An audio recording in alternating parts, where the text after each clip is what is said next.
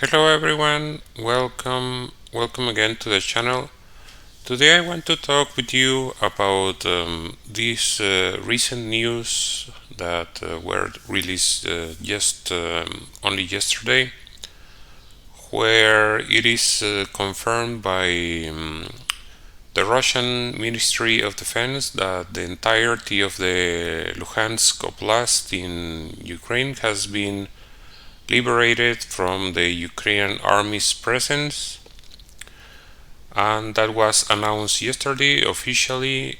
So this is complementary news. This comes from the Ukrainian government, where Zelensky is confirming the withdrawal of Ukrainian forces from Lysychansk. So this is what he said. He said, "We will restore buildings, we will regain the land, but we must save people, and if the command withdraws people from certain frontline sections where the enemy enjoys far superiority, in particular in concerns to Lysychansk, it means only one thing: we will be back thanks to our tactics, to the supplies of more state-of-the-art weapons." So this again is something that we already discussed before in detail. Let's read a little bit more. He says that in a news conference after his talks with the visiting Australian Prime Minister Anthony Albanese, he said fighting continues near Lysychansk. It was not possible to be sure that the city was controlled by Russia. What else? He says the Ukrainian army had to retreat from its positions in Lysychansk after heavy fighting. And so that's the essence of this, but what I want to highlight is the fact that he's trying to create this false narrative, He says, we will be back, first of all. And he says, thanks to our tactics. What tactics are going to use? This is, like I said before in previous videos, Ukraine hasn't won a single battle in this entire conflict. So there is no superior tactics. It's not because they are incapable to create some kind of tactics. It's exactly because they don't have what is called fire superiority. And they no longer have the capability to regain this fire superiority, and also their army, the back of the army is broken, like I already said. So just because they are going to bring more state-of-the-art weapons is not going to change anything. Weapons alone don't win battles. Weapons alone don't bring anything positive. I already said it before. The best solution for Ukraine is to sue for peace, but they are not doing it because they have this false narrative that is instilled in the Ukrainian government by the influence of NATO countries mainly, especially apparently, I have no specific confirmation, but apparently especially the United Kingdom and United States, they are advising the Ukrainian leadership not to sue for peace.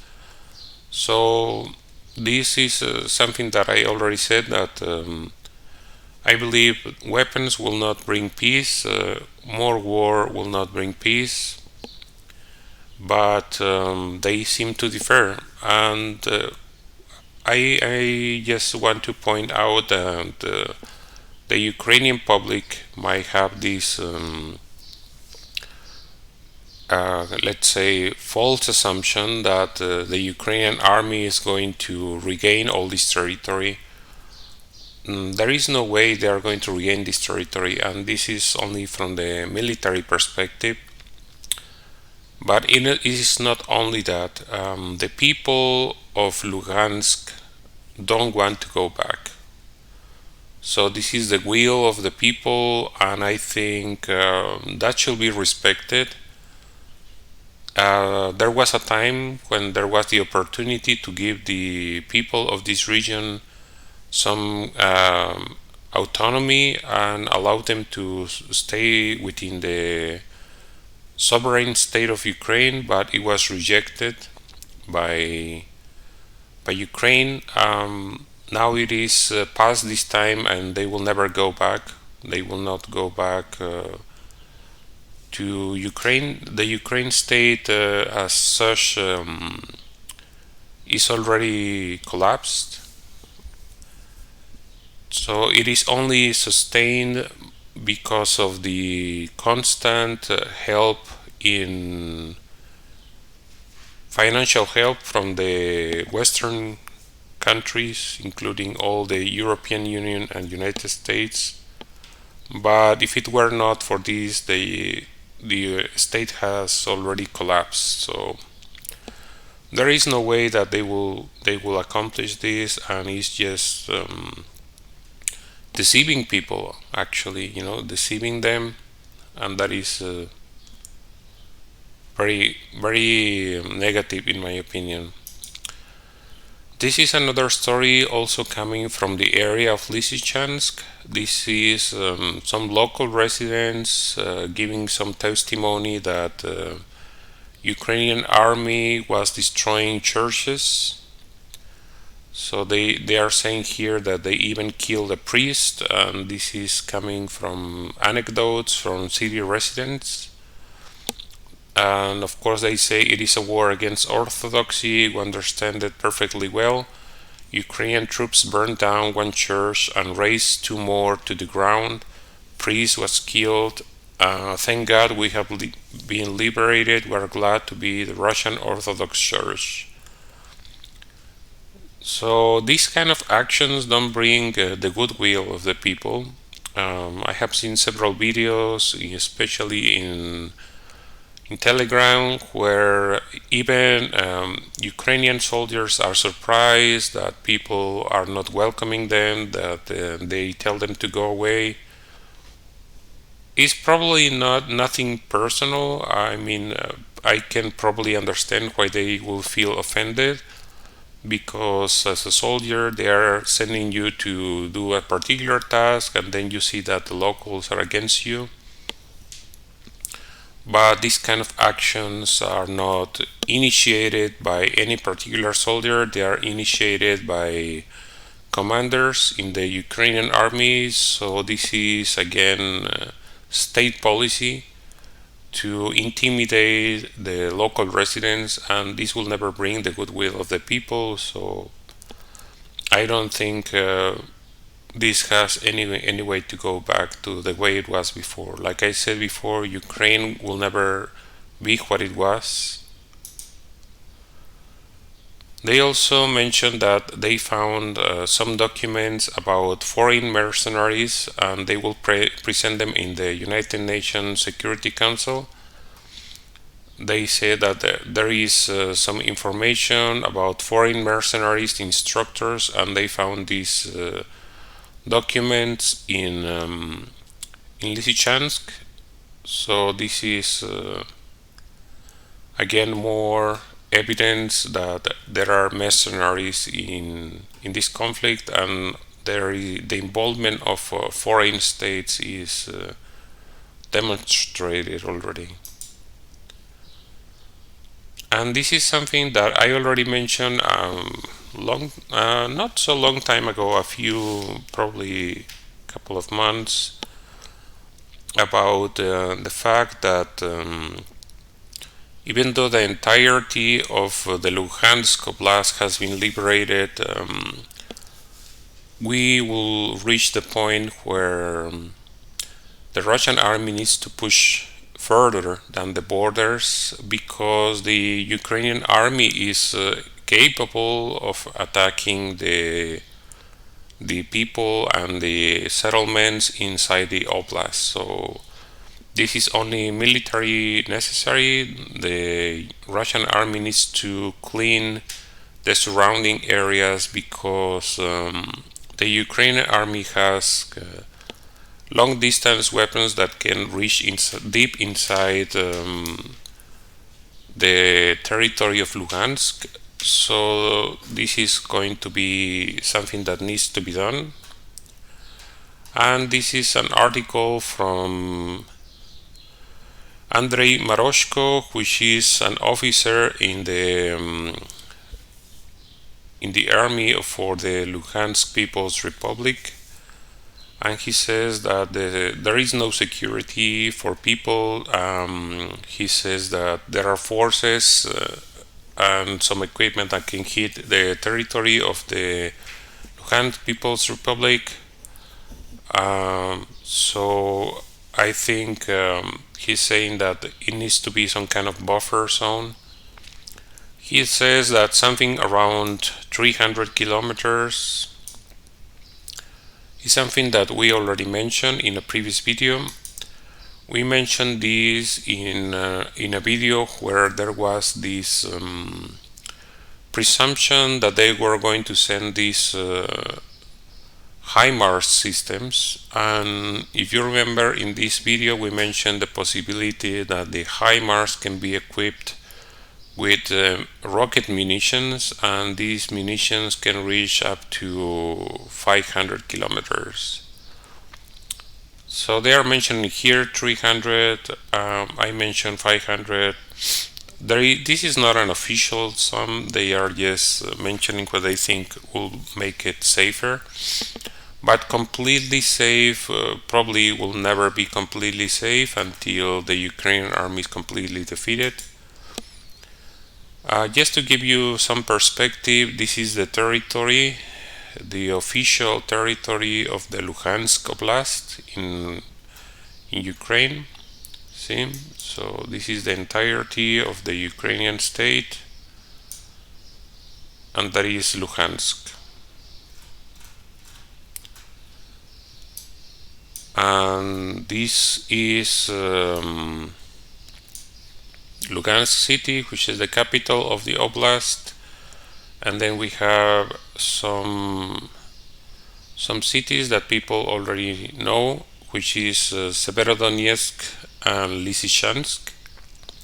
So this is the latest city that was liberated from the presence of the Ukrainian army, and this is Severodonetsk, which was liberated soon before this one. But then we have all these towns that are already, there is a heavy presence of Ukrainian army, like in the city of Izium, Slavyansk, Kramatorsk, Horlivka. Donetsk is part of the Donetsk Oblast, so all these cities are part of the Donetsk Oblast. I will highlight that in a moment. And then they have also other cities like Bakhmut and all these cities that are just forming some kind of ring. Here, all these cities are occupied by the Ukrainian army, so that needs to be taken care of also. Let me quickly show you also the Donetsk Oblast. So you see where it's standing. So we were looking at the Luhansk Oblast, which is this area here, and this is Donetsk Oblast. So Donetsk Oblast includes the city of Mariupol, like I mentioned already before, and Donetsk city. So the border of the Oblast, currently under control of the Donetsk army is around here. They are around the edge of Donetsk city.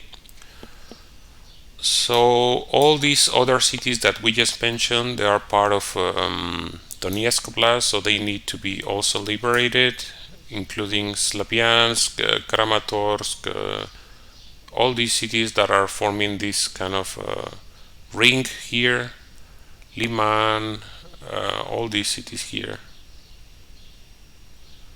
and a lot of smaller cities in this area, but the main cities are here, and that is already something that needs to be done. Is part of the liberation of the Donbass, like they already started from the start of the Russian military operation. They mentioned that they were going to liberate the entirety of Luhansk and Donetsk, and this is what they're doing. There are a few smaller cities in the other regions here, like we have the Kharkov Oblast, which is next to it.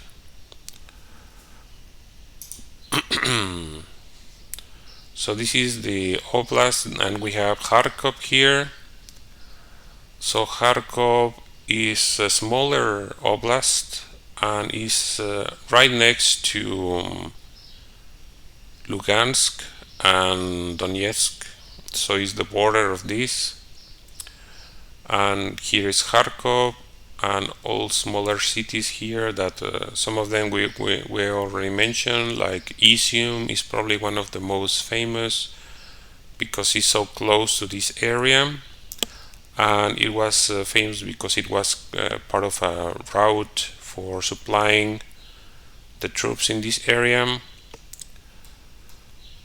So what we know for sure is that they are going to work in liberating the Luhansk Oblast, Donetsk Oblast, and I don't know if they will work with Kharkov. It's possible, even if it is only to provide some kind of buffer zone. So let's take, for example, one of the cities in the edge of the oblast, for example, Lysychansk, which was one of the latest cities.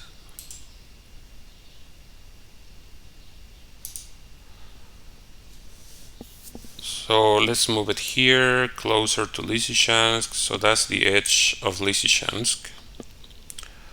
And like we mentioned before, the Ukrainian army has access to weapon systems that can fire missiles up to 500 kilometers. Even if it is only theoretical, they still have the option to do it. So that will give us 250 kilometers.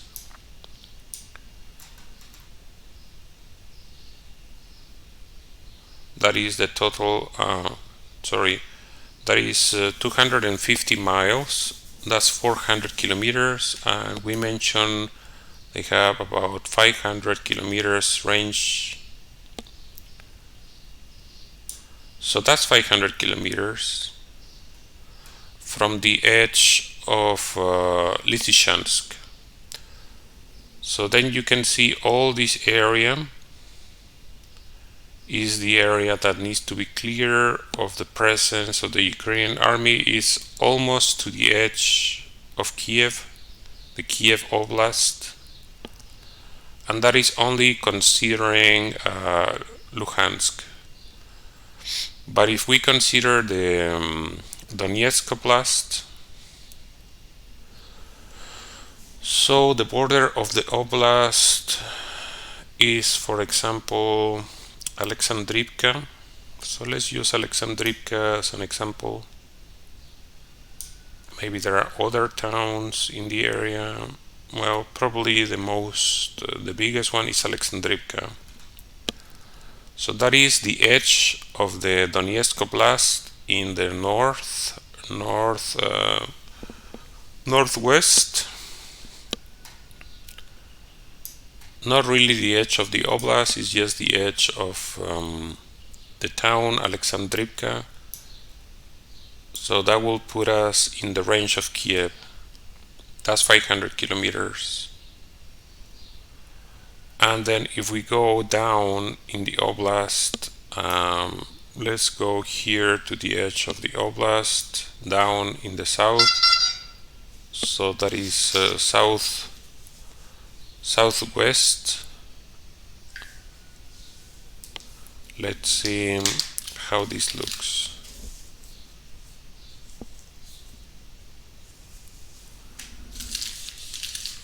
So if we move it here in the south,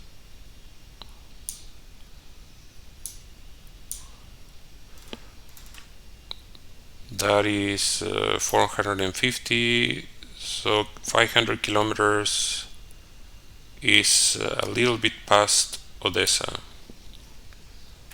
That's 500 kilometers.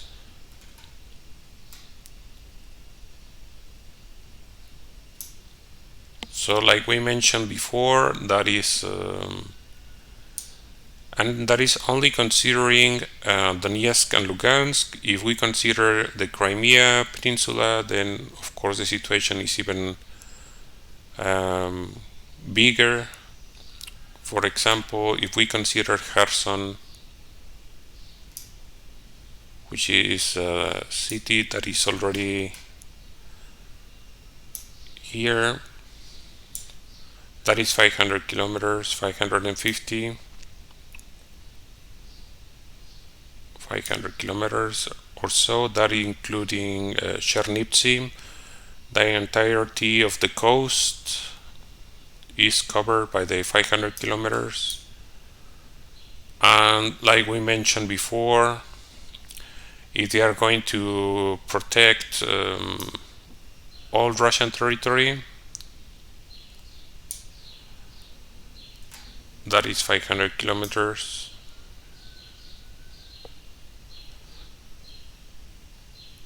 450, 500.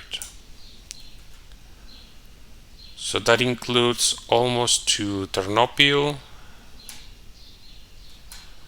And of course, if we take it to the extreme and they also want to protect Belarus, then we're talking about the entirety of the Ukrainian state. There is not enough space. So that will include the entirety of the Ukrainian state. And this is exactly what I said a long time ago, that the interpretation of the goals of the Russian military of the start of the military operation were very concise, but it seems like they are also requiring a lot of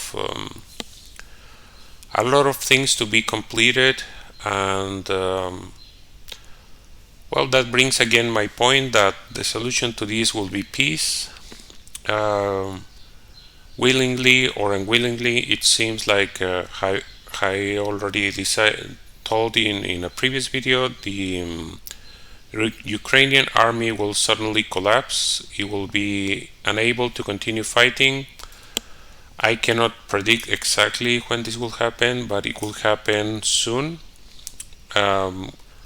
And why do I say that? Is because the strongest or more capable units of the Ukrainian army are in these regions, the part of the Donbass, and they are being defeated, they have been surrendered or captured. So after that, there is not much left of the Ukrainian army, and no matter how many new recruits they are sending and how many weapons they send, the Ukrainian army as such is not able to sustain a fight against a more capable opponent like the Russian army. So that's what is going to happen.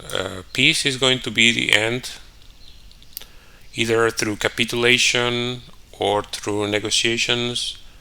But I already discussed in a video what I think will be the peace terms. If you're interested, you can look at it. So that's my opinion. Let me know what you think about it. And as always, I ask you to please like this video, subscribe to the channel, and share this video in social media. I hope to see you again very soon. Thank you for watching.